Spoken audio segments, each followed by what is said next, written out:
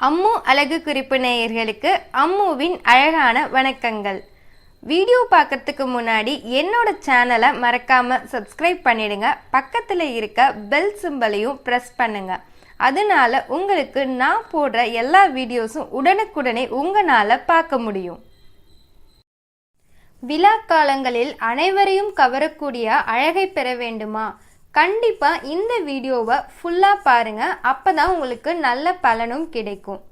எல்லாருக்குமே முகம் நல்ல பொலிவாகவும் பளிச்சென்ற அழகை பெறத்துக்கு ஆர்வம் காட்டுவாங்க.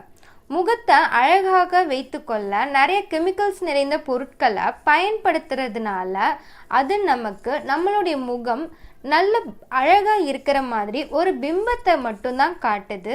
அதனால நம்மளுடைய மொத்த அழகையும் நம்ம கெடுத்து விட்டுறோம்.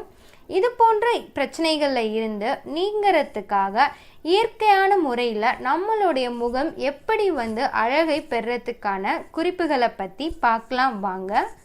தேவையான பொருள் அத்திப்பழம் 6 பழம் எடுத்துக்கோங்க. 2 டேபிள் ஸ்பூன் அளவு முல்தானி மெட்டி எடுத்துக்கோங்க.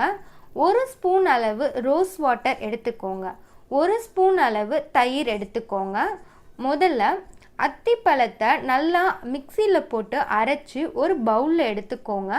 அது கூட முல்தானி மெட்டி, ரோஸ் வாட்டர் மற்றும் தயிர் இந்த 3 பொருளையும் நல்லா மிக்ஸ் பண்ணி அத்திப்பழ பேஸ்ட்டு கூட நல்லா மிக்ஸ் பண்ணி வச்சுக்கோங்க.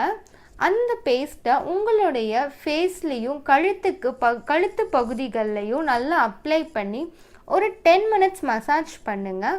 அதுக்கப்புறம் ஒரு 10 நிமிஷம் அப்படியே விட்டுடுங்க.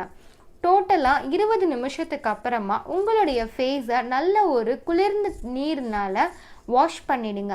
இப்படி பண்ணுறதுனால உங்களுடைய முகம் நல்ல பளிச்சென்ற அழகை கண்டிப்பாக பெறும்.